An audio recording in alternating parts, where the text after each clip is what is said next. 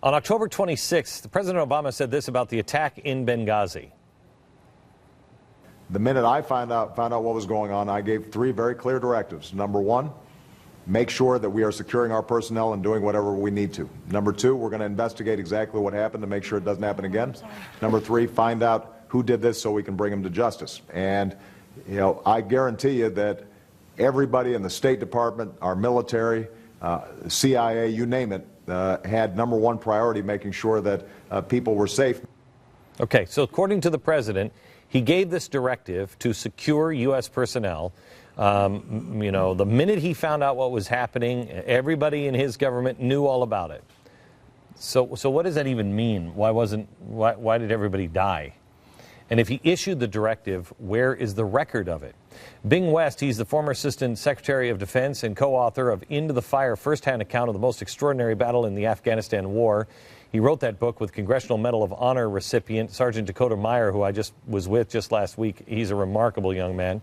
Also, Lieutenant General Jerry Boykin, he is the former United States Deputy Undersecretary for Defense for Intelligence. And gentlemen, I want to talk to you about first, General and Bing, come in at any time and help chime in on this. Explain to the average person how this happens when an embassy is taken or an ambassador is under attack. If I'm not mistaken, it is required that the president is notified by the Secretary of Defense, correct? Of course. Okay. So there's no doubt in your mind, General, and Bing, there's no doubt in your mind that the president knew immediately, had to be notified. Well, the president was in a meeting, called a meeting, and had the Secretary of Defense and the Chairman of the Joint Chiefs of Staff with him in the Oval Office 1 hour after the attack, and they had perfect information because the people on the ground were talking to them in real time. Okay, so there's no doubt in your mind the president knew? Absolutely, he knew. Okay. When he said, I issued a directive, Bing, what does that mean to you? Well, that means that the Secretary of Defense has been told, do everything, he said, do everything you need to do. So the Secretary of Defense is sitting there, as the General will say, right, with the Chairman of the Joint Chiefs. Holy smokes, the Chairman of the Joint Chiefs just walks out, picks up the phone, calls the theater commander and says, get your assets moving. A written directive will follow. General? General? Well, we've got an Africa command sitting in Stuttgart, Germany. A directive would have been something that would have been relayed immediately to General Ham, telling him to take all necessary measures to secure that embassy or consulate compound there and protect the lives of our Americans. I see no evidence, based on what I've seen, what the president has said, I've seen no evidence that that order was ever issued. Okay. And there would have to be a written document for that?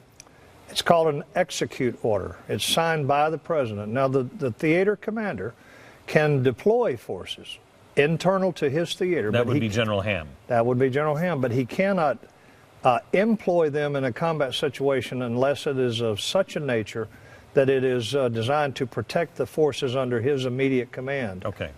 All right. So let's go to General Ham, because there's this rumor going around now that he has resigned or been forced out because there was a dust-up between him and the president. The rumor is he said, we're going in. The president said, stay put. He said, we're going in. Within 30 seconds, he was relieved of command. Well, I believe that a discussion like that may have taken place, but I do not believe he was relieved of command. He was in his office in Stuttgart yesterday, and I know that for a fact. So he has not been relieved, as some have reported, and he was certainly not arrested, as some of the reports have sort of indicated. But I believe that there could have been an argument between him and the chairman of the Joint Chiefs or the secretary, because he's a good man. He's a warrior.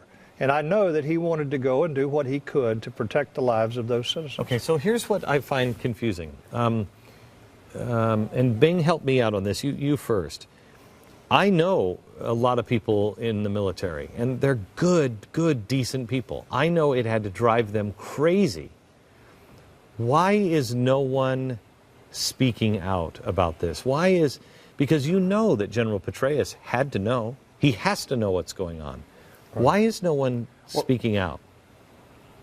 Bing? Well, really, in a way, this is more, and I'll flip it to General Boykin because he has a reputation for speaking out as a general. But there is such a thing as the General Officers Protection Society. And General Petraeus said this didn't happen inside the CIA. He flipped the ball outside the CIA. General so what does that Dempsey mean? What is has it? not. Well, that means that it was. That means that he was saying, this you have to put back on the Secretary of Defense and the President of the United States, not us. What I'm surprised at is that General Dempsey has allowed 6 weeks to go by and has not said a word. As General Boykin can say, anytime we're in a firefight at a company level, the Army prides itself, or at a battalion level, the Army prides itself on an immediate debrief within 24 hours where everyone speaks. And you don't put blame, you just say what we did right and wrong so we all understand what we had done. Tell me what that means. And this never happened. Well, first of all, let's keep in mind that the CIA operatives on the ground are talking to CIA. But CIA is talking to the Department of Defense because the Department of Defense is the one that has the capabilities to go in and rescue these people. Right, and Petraeus knows all of. Petraeus knows that as well as anybody. He came out of that community. Right. Now, it's also important to understand that in that theater you have what they call in extremis counterterrorist forces. They are sitting there in Stuttgart, Germany, right where AFRICOM headquarters is. Their mission, Glenn, is to go and rescue people, an embassy, a ship underway, or whatever. That's why they're in that theater. So what's the question that we should be asking the President of the United States? What is the one question? Because I learned this from the Lewinsky thing. First it was, I didn't have sex. Yes, he did. No, he didn't. Right. Yes, he did. No, he didn't. And they went for 6 months. And at the end, it was then, well, okay, he did, but it doesn't matter. We were asking the wrong question. If he did it, does it matter? Is that the same question we should be asking ourselves now? If he didn't, if he held people back, does it matter? I don't even think that's the issue. I think the issue is, why didn't you demand that a military force go into that compound?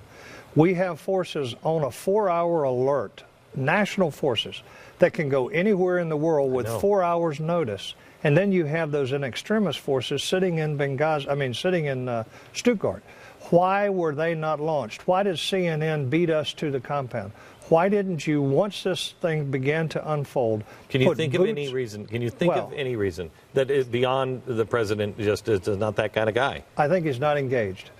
That's the first thing. I think he is not engaged on this issue. I think that he... Doesn't this present a danger to the United States? Number one responsibility of the President of the United States is to protect the integrity of the United States, its citizens, to include those deployed. Okay. Bing, final word from you. Well, I think, unfortunately, it may even be a little bit worse, and that is you've got this group think that President Obama said there are no more wars. I've taken care of the terrorists. I've killed bin Laden. And therefore, the group was incapable of recognizing what was going on before their eyes, because then they would have had to launch American military forces, in extremis, as the general says, into combat. And that blows the lid off, saying, well, I've solved all the problems and we're getting out of wars. So I'm afraid that there was a philosophy not to do anything. I have to tell you, I think this is going to end up hurting the military a great deal, because the only people the military still trust, are the only people that the people still trust, are the military.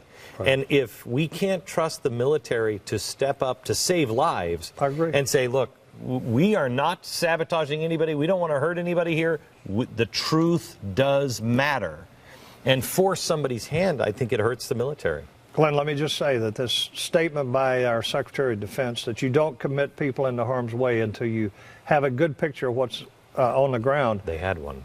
They had one. That's the first thing. But the second thing is, these forces like Delta Force and SEAL Team 6 and these in extremis forces, they were created to be able to go into an environment where there is not a lot of intelligence and save people's lives. That's what they exist for, and they were not used. Thank you very much. General Bing, thank you very much. By the way, Into the Fire, well worth the read. An amazing, amazing story of American heroes that don't run from the battle. They do the right thing. Back in a minute.